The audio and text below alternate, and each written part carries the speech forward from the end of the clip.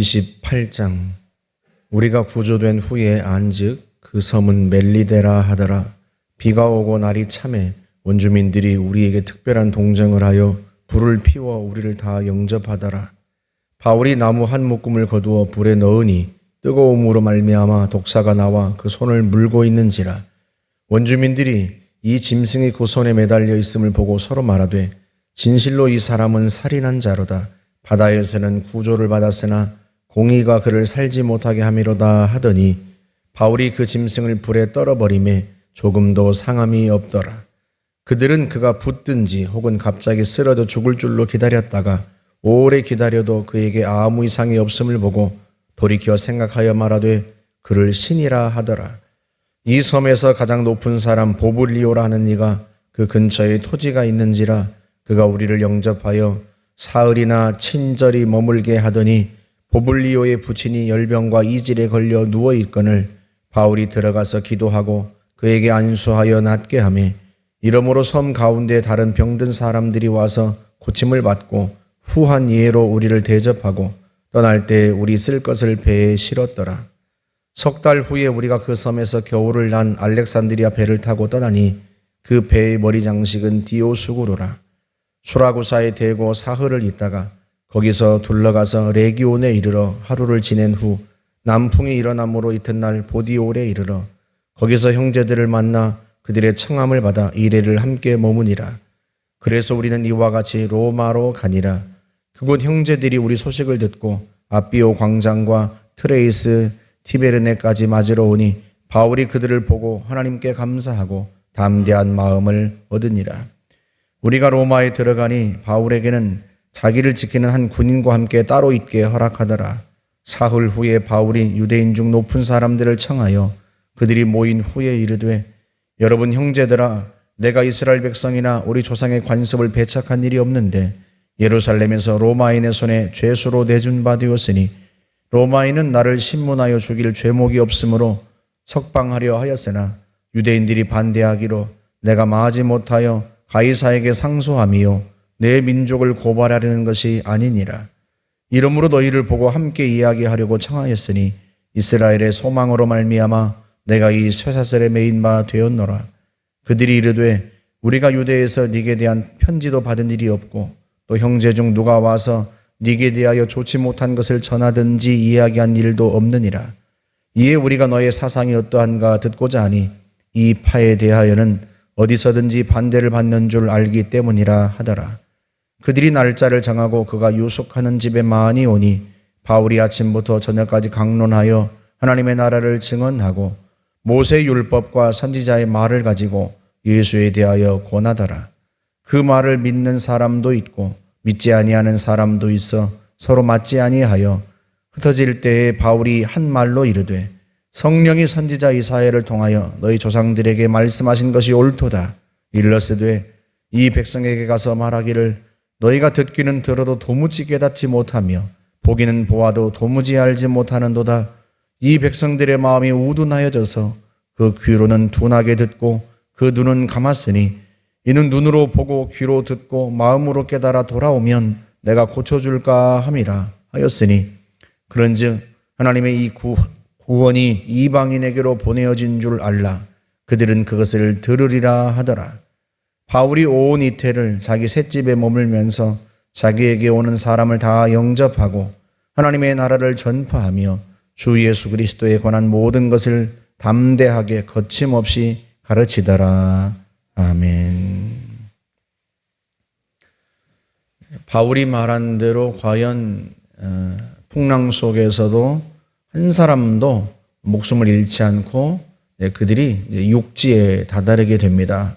나중에 알고 보니까 이 섬은 멜리데라고 하는 섬인데 이탈리아 반도 끝자락에 있는 시칠리아 섬에서 그렇게 멀지 않은 곳에 있어요. 그러니까 풍랑이 이 크레타스 섬에서부터 지중해를 가로질러서 이 멜리데, 이탈리아 반도 끝자락까지 이 배를, 바울이 탄 배를 몰고 온 겁니다. 그 먼 거리를 풍랑에 밀려오는 동안에 하나님께서 바울을 보호하신 거죠. 바울을 보호하려고 하나님이 그렇게 하시다 보니까 그 배를 보호하셨고 그 배에 탄 사람들도 다 보호하심을 받은 거예요. 하나님께서 바울에게 말씀하시지 않았습니까? 풍랑 속에서 바울아 두려워하지 마라. 네가 가이사 앞에 서야 한다.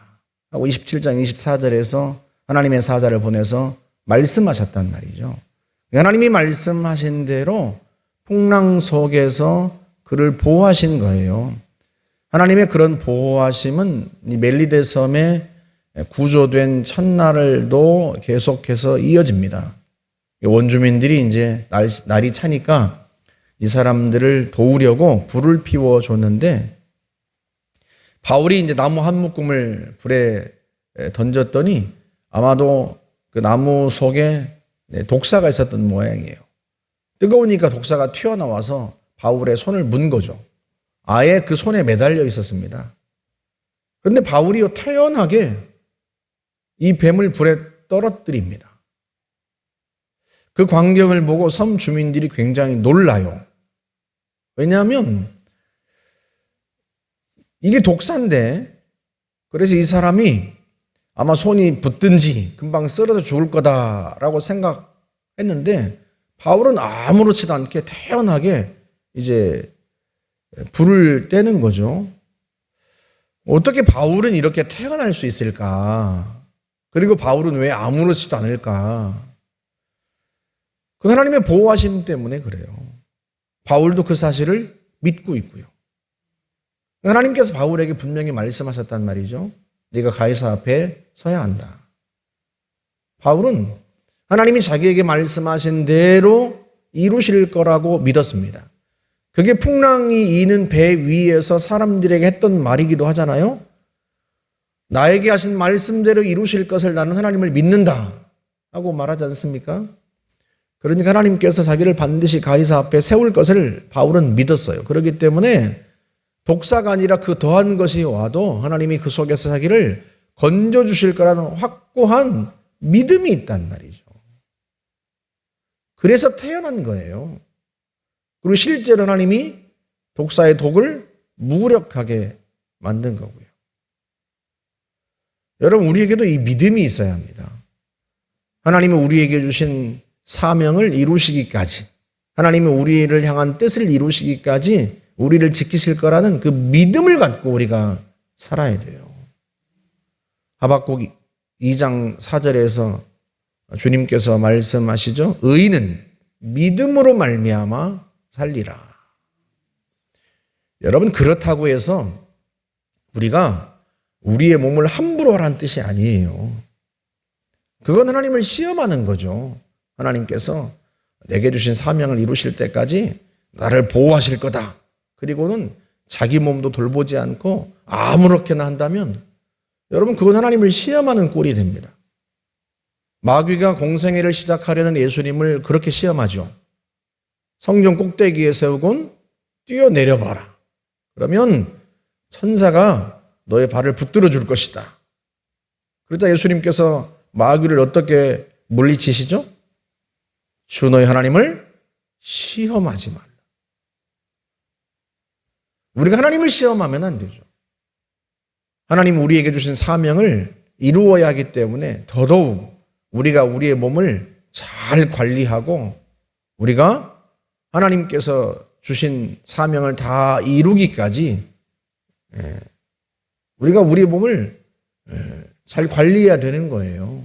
그러지 않고 아무렇게나 대하고 아무렇게나 행동하고 그거야말로 하나님을 시험하는 거죠. 여러분, 바울이 풍랑이는 바다로 일부러 들어간 게 아니잖아요. 바울이 일부러 독사를 집은 게 아니잖아요. 바울이 뜻하지 않은 풍랑을 만나고 바울이 뜻하지 않게 독사에 물리고 그렇지만 하나님께서 그에게 말씀하신 것을 이루시려고 그를 보호하시는 거죠. 우리는 그 보호하심에 대한 믿음이 있어야 하고요. 실제로 하나님은 그를 보호하셔서 로마로 가게 합니다. 그래서 멜리데 섬에서 3개월을 보내고 겨울을 지난 후에 위험한 시기가 다 지나고 난 이후에 다시 이제 배를 띄워서 로마 백부장 율리오가 죄수들과 함께 바울을 배에 태우고 로마로 이제 이송을 하게 된단 말이죠. 그렇게 해서 이제 마침내 로마에 다다르게 됩니다. 그렇게 해서 로마에서 2년 동안 바울이 재판을 받게 되는데, 그러면 30절에 보면 그가 셋집에 머물렀다 이런 표현을 써요. 그러니까 바울이 이제 감옥에 갇혀서 재판을 받는 게 아니라 아마도 그 당시에 로마 시민에게는 원하면 자기가 세를 내서 집을 구해가지고 셋집에 머물면서 재판을 받을 수 있도록 배려를 했던 모양이에요. 그렇다고 해서 뭐 아무데나 돌아다닐 수 있다는 뜻이 아니라 16절에 보면 바울을 지키는 군인이 있던 것으로 보아서 정확하게 표현하면 가택 연금 상태로 재판을 받게 되는 거죠. 그런데 바울이 이 가택 연금 상태로 2년 동안 재판을 받는 와중에 그가 했던 행동을 우리가 주목할 필요가 있습니다. 바울은 로마에 도착하자마자 유대인 리더들을 자기가 머무는 곳에 초대를 합니다. 왜 초대를 하는가? 물론 자기가 왜 이곳까지 와서 재판을 받는지 변명하려는 의도도 있지만 궁극적으로는요, 그들에게 복음을 전하기 위해서입니다. 그래서 24절에 보니까 그들이 오니까 바울이 아침부터 저녁까지 강론하여 하나님의 나라를 증언하고 모세 율법과 선지자의 말로 예수에 관하여 권하더라 하고 말씀합니다.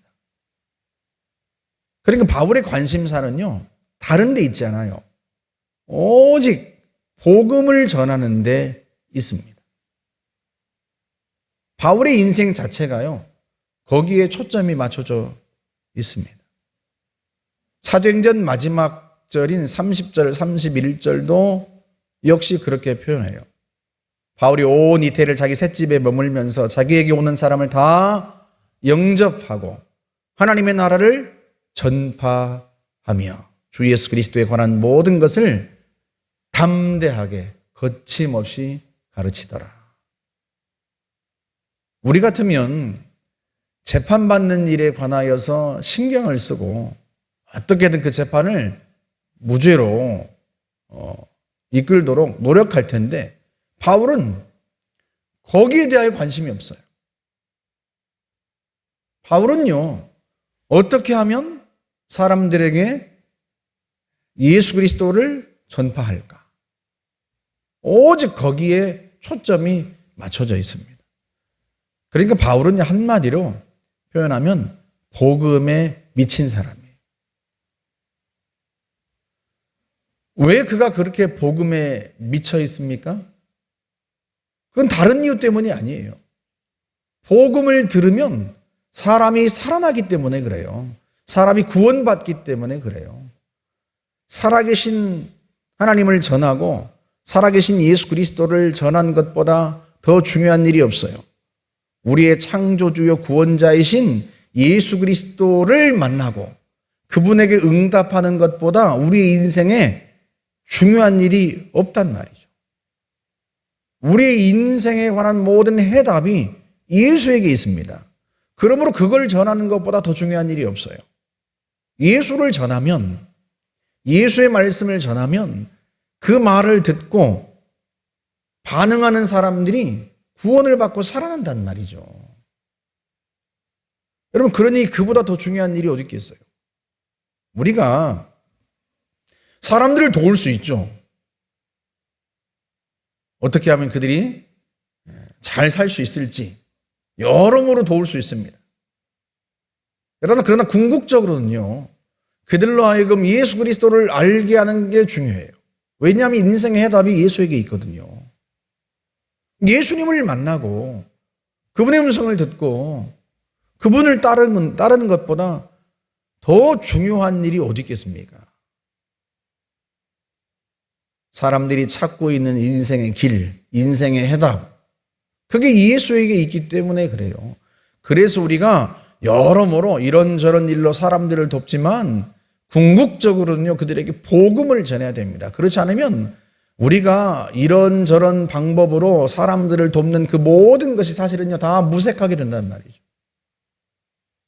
그들이 인생의 해답을 발견하지 못한다면, 살아계신 주님께 그들이 반응하지 못한다면 결국은요, 그들이 인생에 헛되게 되고 말 텐데, 그럼 그들에게 복음을 전하는 것보다 더 중요한 일이 어디 있겠습니까?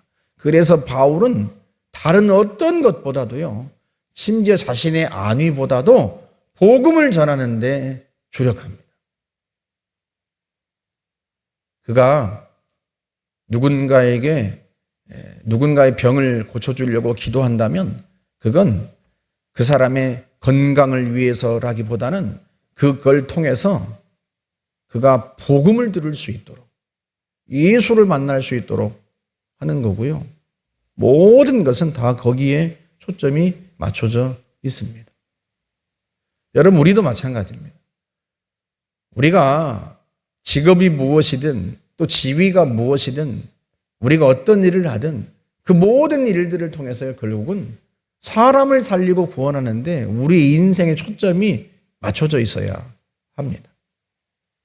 우리가 정치인이 되고 또 사회를 변화시키는 어떤 사람이 되어서 세상을 더 낫게 만들고 또 사람들이 더 안락한 삶을 살아갈 수 있도록 돕는다고 해도요, 결국은 궁극적으로 그들의 영혼을 구원하지 못한다면 여러분, 그 모든 것이 다 헛되게 되고 말잖아요.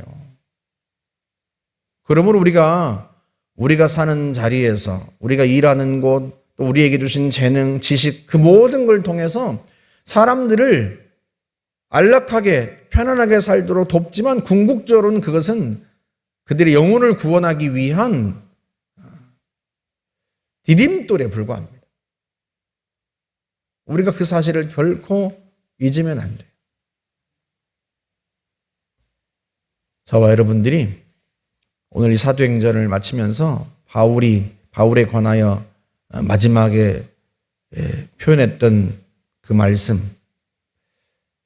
주 예수 그리스도에 관한 모든 것을 담대하게 거침없이 가르쳤다 하는 것이 우리의 삶의 모습이 되어야 합니다.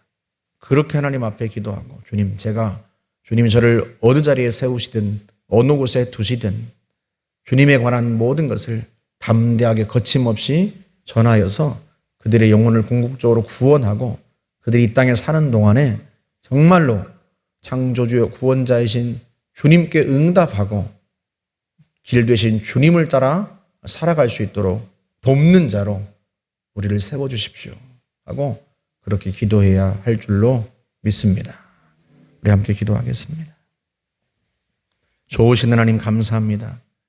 하나님께서 우리에게 재능을 주시고 직업을 주시고 지위를 주시고 많은 걸 주셔서 우리를 사회 곳곳에 두셨는데 그 속에서 하나님 아버지, 참으로 우리가 있는 곳을 하나님의 나라로 만들 뿐만 아니라 복음을 전하고 예수 그리스도를 전하여서 그들이 궁극적으로는 살아계신 주님을 만나고 영혼의 구원을 받아 참으로 하나님의 백성으로 살아갈 수 있도록 인도하는 자로 하나님 저희들을 세워주시기를 간절히 바랍니다. 주님께서 우리에게 주신 그 사명을 완수하기까지 주님이 우리를 보호하시고 책임져 주시고 이끄실 걸 확신하오니 우리가 사명에 매여 사는 복된 인생이 될 수 있도록 주님 저희들을 도와주시옵소서. 감사드리며 예수님의 이름으로 기도하옵나이다. 아멘.